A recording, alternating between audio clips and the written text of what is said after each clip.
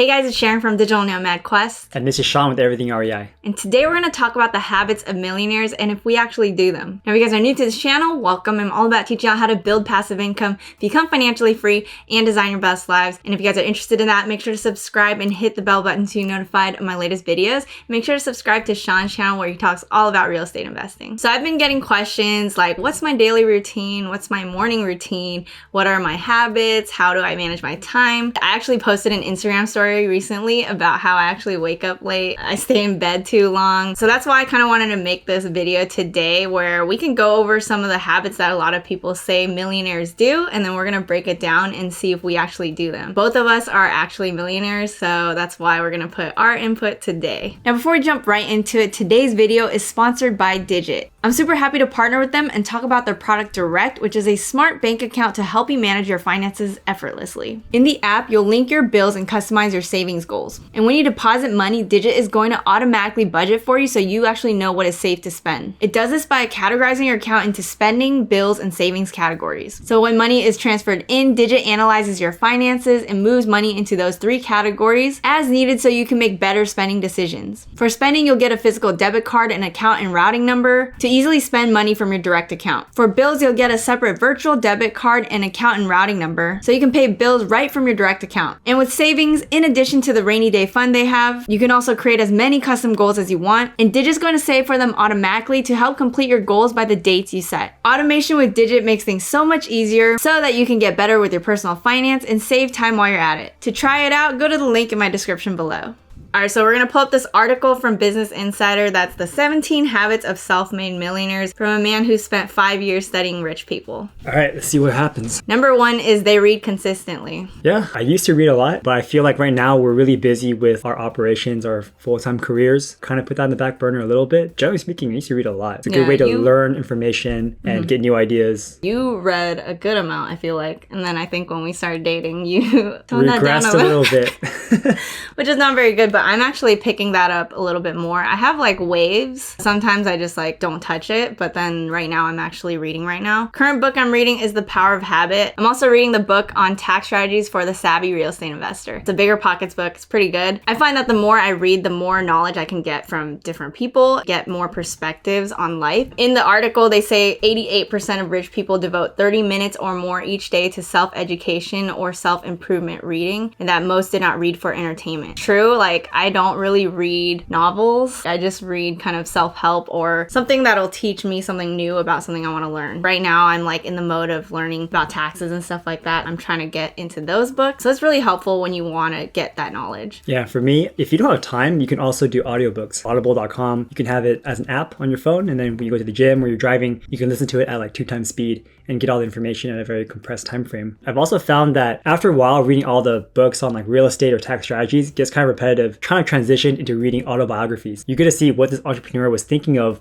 while they made these specific decisions, kind of understand, I want to get to where they're at, I have to have a similar mindset. Yeah, and also another thing I read in The Miracle Morning is if you read 10 pages a day, you can read 18 books a year. So you can actually absorb a lot of knowledge. I find that reading autobiographies does help when it comes to figuring out your own journey and like how to push past obstacles, how to think creatively on different things. It really helps on the journey in my opinion. Number 2 is they exercise. So I would say that I exercise more because of him. Without him, I have to like kind of drag myself. It's kind of hard for me. So like when I see that he's gonna go to the gym, then I just follow him, and I'm glad I do that because I feel like I get anxiety about my health a lot. It's like a psychological thing in my mind that, oh, okay, I shouldn't be unhealthy. I should be okay. Yeah, I mean, I go to the gym probably like 45 minutes a day if we can. And it's nothing too crazy, right? I'm not lifting crazy heavy weights. I'm just doing the same thing over and over again because I just want to stay in shape. I'm not trying to get super buff. I'm not going to any like competition, but I do want to feel healthy. If I don't go to the gym, I feel really bad. For the first year of COVID, when everything was shut down, all I could do was just like push-ups at home, and it really wasn't the same. And it really affects like the mindset. If you can dedicate some time every day at a certain time to just go, no matter what, I think you'll have great results. Say for me, I don't even know if it makes me feel energetic energized or anything like that, I feel just anxiety thing for me. It's like, okay, check that off my list. If I reflect and I get worried about my health, I'm like, well, I did exercise a couple times a week, feel better about myself in that way. It makes me feel okay. But like, honestly, I do sit a lot of the days. Yeah, I lie in bed a lot, but actually I've been fixing that habit, a bad habit I was having for these last couple weeks. I feel like I'm just trying to get out of bed sooner. It's one thing I've fixed, but then I should just do jumping jacks throughout the day or something. Because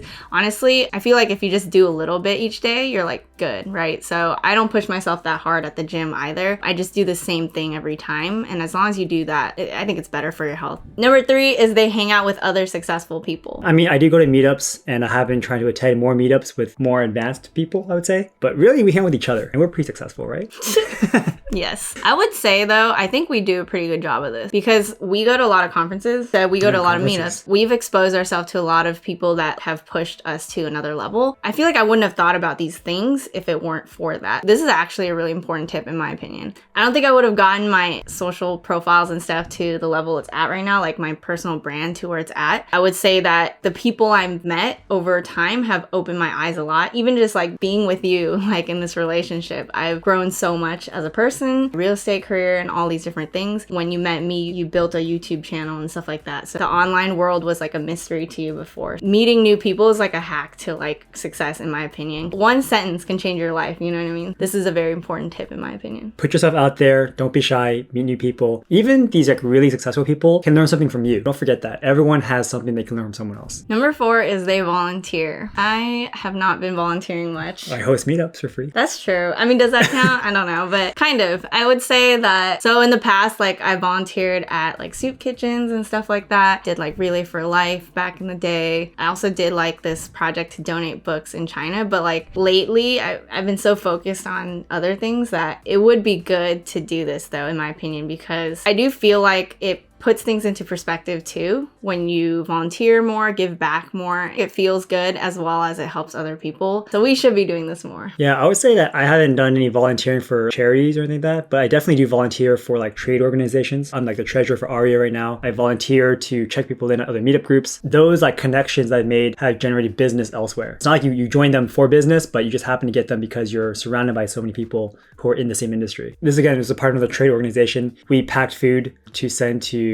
families in Africa. The basics, right? It's like rice, beans, and some nutrients. That package can feed a family for like 6 days. Really efficient, and we were able to pack thousands of them. Helped a lot of people who are very hungry. You know, we did feel good about it. And again, same thing, because it's a trade organization, you get to meet the people next to you while packing food and they become your friends. One thing I would like to do in the future is possibly volunteer at like a senior center, as well as another one would be like to build homes in like third world countries and stuff. I think that would be fun. The senior center part of it is also because I would like perspectives from older people. Sometimes we get caught up in this day to day and then you like forget that life is short. There are different lessons that they could probably teach us about life that will make us more grounded as people. Number 5 is they practice dream setting. So dream setting means sculpting your ideal life. So I think that's like when you close your eyes and you think of, if I could have the best anything, what would my life be? Okay, we do this a lot, I feel like, because I always ask you. I'm like, what do you want? We picture it a lot. And it just helps you because when you visualize it, it makes you also think of like the direction you're going in. You know, manifesting is what people say, right? Like the more you think about it, the more it attracts you, I feel like. Yeah, you can go toward a targeted direction versus just scatterbrain, like, oh, I want $1 million. Like, why? Like, what is your dream scenario like? And then that way you can work on those paths to get to where you want to be. When you think of, for example, your scenario is like, oh, I want X amount of money, but it's like you dig deeper into it. Like, do you really want that? Or is it that people say like, that's what you want or something, right? So like you figure out like your scenario, like what would the ideal life be without, you know, thinking about what other people want from you, and like just dig down deeper. And then I think that helps you a lot with like the things you're going to do in your daily life to try to get to that goal. Number 6, they pursue their own goals. So I guess the difference here is that, like the last one, you pick the goals that you want to hit versus just doing what other people expect you to do. Growing up, if your parents expected you to be a doctor or a lawyer and you go and do it, deep down inside, maybe you won't feel that satisfied. But instead, you're like, screw that, I'm gonna do what I want to do. That's what this article is saying. And yeah, we definitely do that. We went to school for completely different things things than what we're doing now, right? I did engineering, you studied like psychology and music, and we're not in those fields anymore. It's because we want to do what we want to do. Yeah, I mean, like psychology and music was things I wanted to do, but it wasn't career path I wanted. And then I even like quit my job, traveled the world for 2 years. We're doing real estate and side hustles, which isn't like the most normal thing that people expect from you. I'm all about living to your true potential. Make sure that you are doing stuff based off what you actually want. Number 7 is they sleep at least 7 hours a night. You probably do it. So on average, we do. I sleep more, she sleeps less.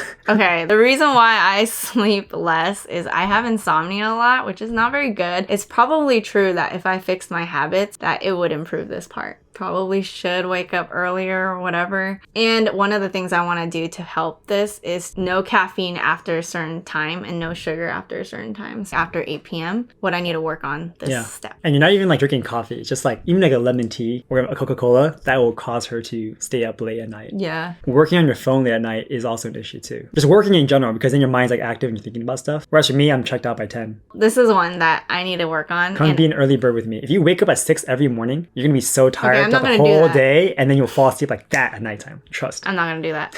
But anyway, this is a helpful step because like I literally had a class on psychology of sleep. This is very important because of all these different things that it benefits you. Well, think about it. Like if you're sleep deprived throughout the whole day, you're kind of useless, right? You're gonna be like kind of groggy, you can't think right, you can't do critical thinking skills. But if you had a long night's sleep, then you're good to go for the day. And it's good for health. Literally, it's to help you boost your immune system and all these other things. There's so many different studies. Like essentially, sleep is actually very critical. People who hashtag team no sleep, I don't agree with that at all. Like you gotta sleep. Number 8, they get up early. So he does this, I don't do this. Back before we were dating, I used to wake up at 5:30 every day to go to work. And I did that deliberately because I could work whenever, as long as I got my 8 hours in. So I would wake up at 5:30, get in the office by 6, and then bounce by 2. But that gave me the whole day to do whatever I wanted afterwards. Whereas now that we're together, I don't get up till 8 now. That's pretty good. And then she sleeps until what? 9 something. Whatever, it's fine. That's not even that bad. Okay, but look, it says nearly 50% of the self-made millionaires in Corley studies said that they wake up at least 3 hours before their workday actually began. So that's 50%. That's not a lot. Here's the thing, like... I mean, 3 hours is a lot. That's more than I would do. Oh, okay, got it. I would just start my day earlier, like get all my stuff done right in the morning, and then can chill the rest of the day. I would say that it's not so much if you wake up early, you're going to be successful. I think it's the way you use your time. So you have to make sure that you're intentional when you wake up. Even if you wake up later, this is my opinion, as long as you use your time wisely, it's okay. Like I know someone with like hundreds of millions of dollars who sleeps really late and wakes up super late as well. So this is not a hard rule in my opinion. As long as you are intentional with how you spend your day, I think that's what matters the most. Number 9, they have multiple sources of income. Hey. Yeah, very true. Yes. If you guys see my previous video, I think it was 12 income sources I had. We have new ones coming in too. So like sponsorships, I didn't mention that in that video. You know, it's really important to have multiple sources of income because if anything happens to your day job,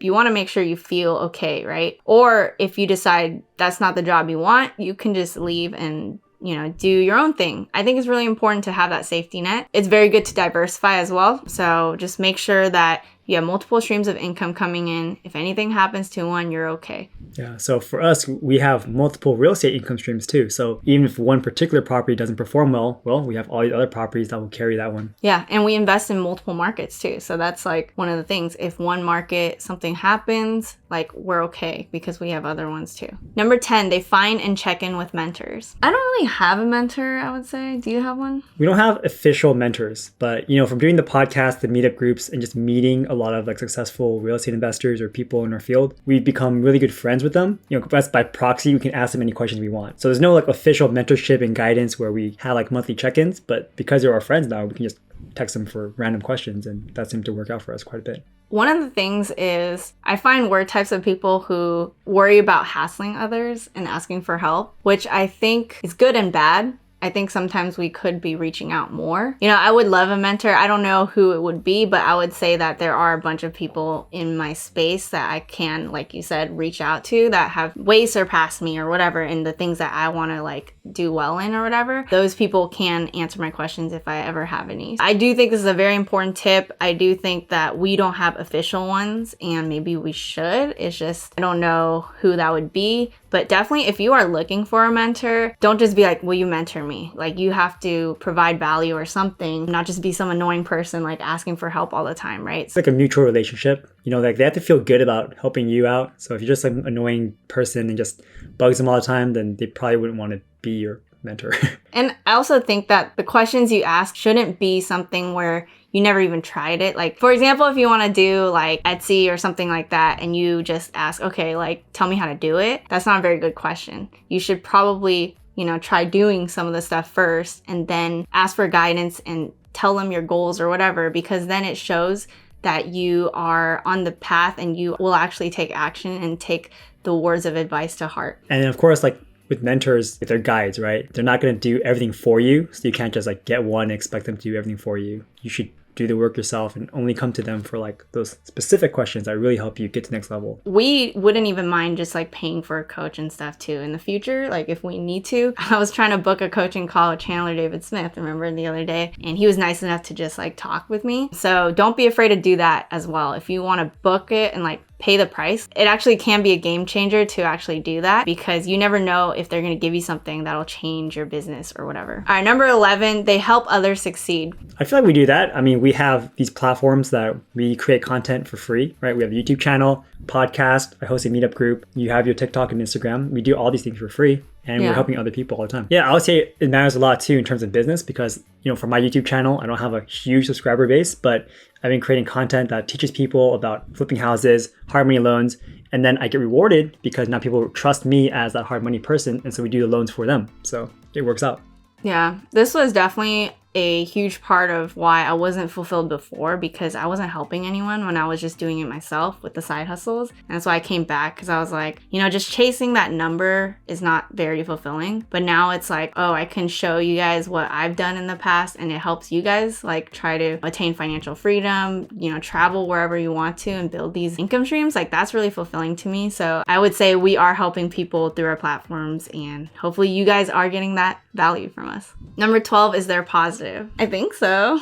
Yeah. I think so too. Even when things were going bad for me last year, for the most part, I was a pretty positive person. Yeah. Pretty happy, so smiling, so having a good time. And it helps too, because it helps our mindset where we can think bigger, because we have like an optimistic view of a situation. For example, our moldy house project, most people who saw a project that would probably back away because they're thinking like, oh my God, it's a disaster, I'm gonna get sued, blah, blah, blah. For us, we're like, oh, here's an opportunity. It's covered in mold, yes, but there are ways to remediate that mold, to get rid of it and to remodel it. So as long as the numbers work, then it's still a good deal. So we went for it. I would say that if you always go through life with a negative mindset, that's actually something I see in a lot of people who don't feel like they're where they want to be, is that they always feel other people have it better than them. I don't have the opportunities other people have. They hate on other people's successes. They think about everything negatively. Whereas if you change that to a mindset of, if they can do it, that's really cool, because I could do that too. I would love to do that as well, and I'm going to learn from them.